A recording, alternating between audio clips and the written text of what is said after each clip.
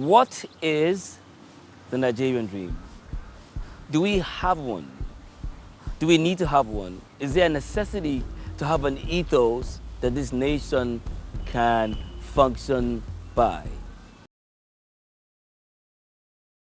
There is no Nigerian dream, at least not in the sense in which we have an American dream. Justice has been kidnapped in my country, and nobody's willing to pay her ransom. She was absent at the tribunal when the verdict was given, so the Marudas were declared winners, even though we know the votes were phantom. Chaos convulses the land beyond the verge of catastrophe. The tranquility's been shattered. We can't even piece together the piece. Justice has been kidnapped. Somebody please call the police. There is no Nigerian dream, at least not in the sense in which we have an American dream and what that means and however that applies. And I don't think we need to have a Nigerian dream.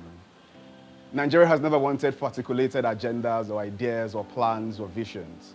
But while we do not have a Nigerian dream per se, we have a collective aspirations, one that puts opportunity within the reach of every single Nigerian, irrespective of their tribe, their proximity to power, gender, religion, or any of those things.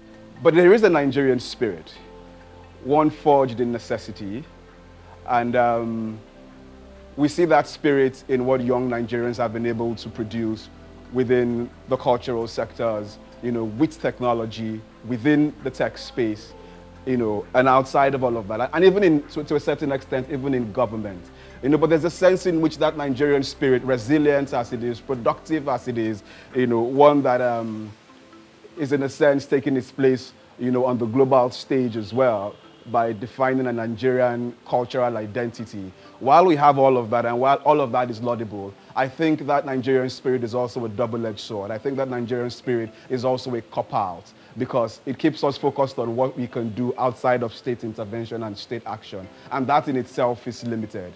There's a certain sense in which we can look out for ourselves because we have the privilege of education, we have the privilege of a certain kind of class and background, so we can, to a certain extent, take care of ourselves. But it's not sustainable because at the bottom of the pyramid, you have an army of disenfranchised Nigerian people, young and old, with no access to quality public education, no access to healthcare. So there's a lot of discontent at the bottom of the pyramid that I think, in the words of, in the infamous words of the placard that came up during the Occupy Nigeria struggle, one day the poor will have nothing to eat but the rich.